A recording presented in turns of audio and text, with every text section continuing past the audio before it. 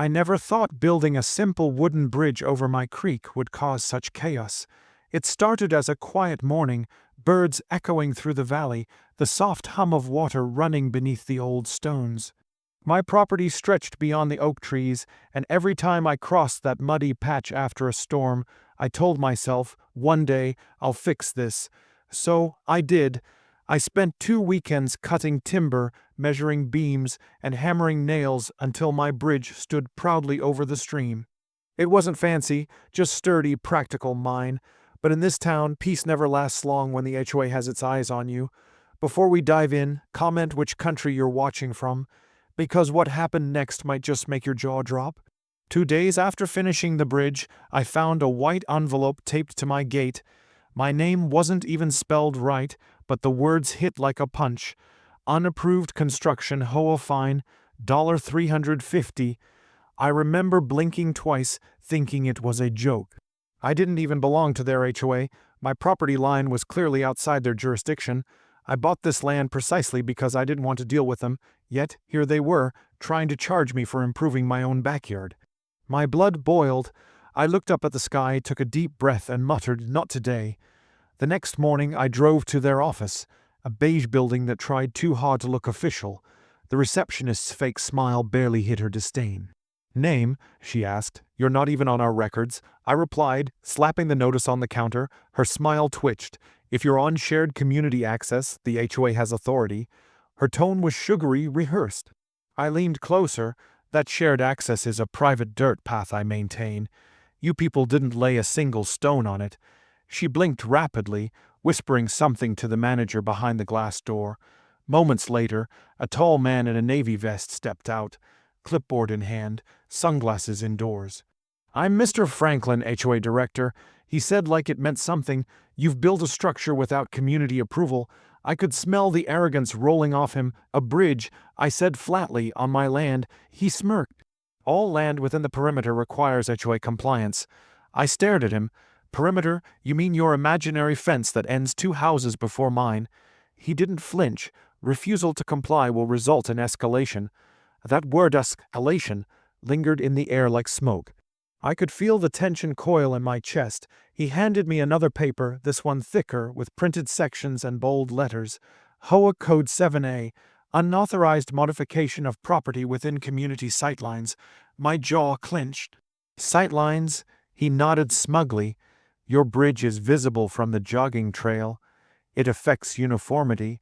I wanted to laugh. Uniformity? They had half. Broken fences, peeling mailboxes, and yet somehow, my bridge was the crime of the century. I took the paper, folded it neatly, and said, "If you're going to escalate, Mr. Franklin, do it properly, because I'm about to make you regret stepping 1 foot on my land." He tilted his head, unbothered, like he'd heard that threat before. But he hadn't met me yet. I was done being polite. I went home, sat at my desk, and pulled up every land deed and zoning map I owned. The more I looked, the more furious I became. My land wasn't just outside their HOA, it preceded it. My title was from an older registry, one that gave me full rights to the creek and the surrounding 2 acres. Their perimeter was built over paperwork fraud and assumptions. That night, as the moonlight spilled across the bridge, I stood there, hands on the railing, heart pounding. Somewhere in the distance, I heard voices, people walking on the trail, laughing. "That's the guy who built the illegal bridge," one of them whispered. I felt the heat rise in my chest. They thought I was the villain. They thought they could shame me into paying, but I knew something they didn't. That bridge was about to expose just how corrupt their little HOA really was. I just needed one more piece of proof before I made my move.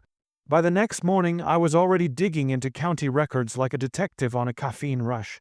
The courthouse smelled like old paper and lemon disinfectant, the kind of place where secrets gather dust. The clerk, a tired woman with thick glasses, helped me sift through property archives. "You're saying they fined you for something on this parcel?" she asked, squinting at the coordinates. I nodded. "They're claiming jurisdiction over a property line that doesn't even touch their zone." She hummed softly. "Oh, they've tried this before. You're not the first." That was the spark I needed. I spent the next few hours gathering everything.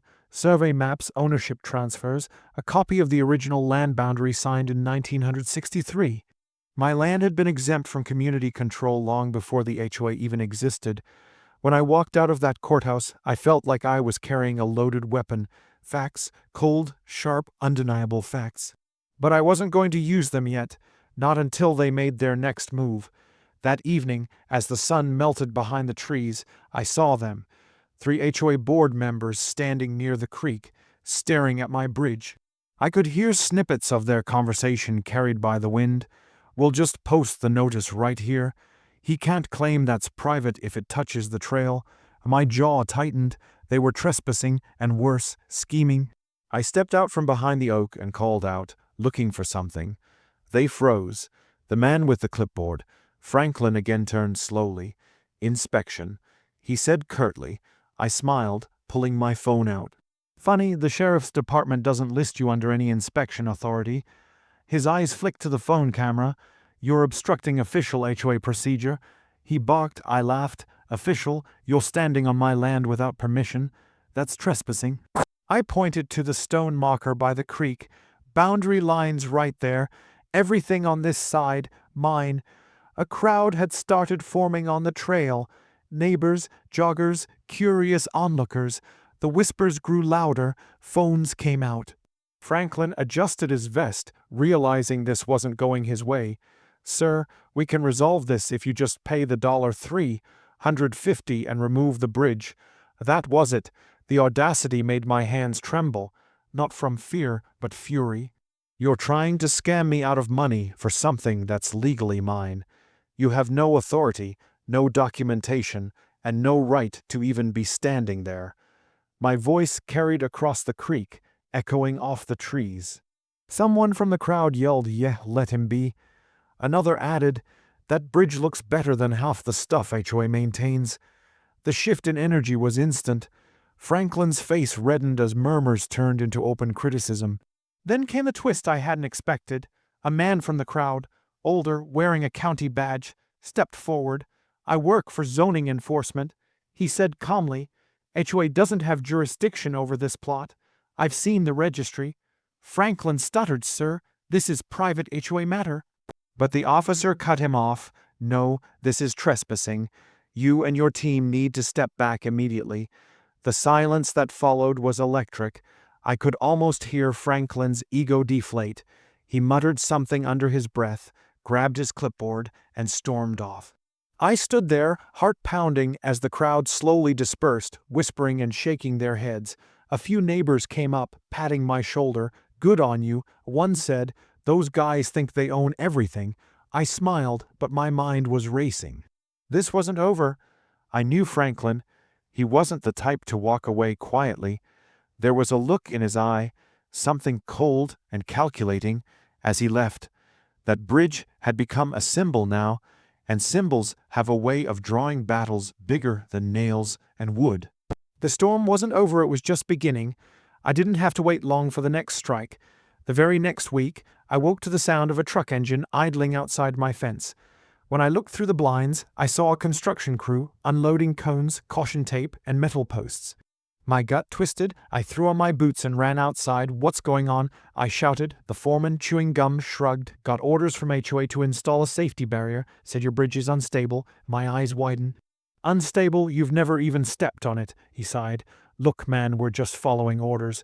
I could see Franklin's black SUV parked a few yards away, his smug silhouette behind the wheel. He didn't even get out. He just watched. That's when I realized they weren't trying to find me anymore.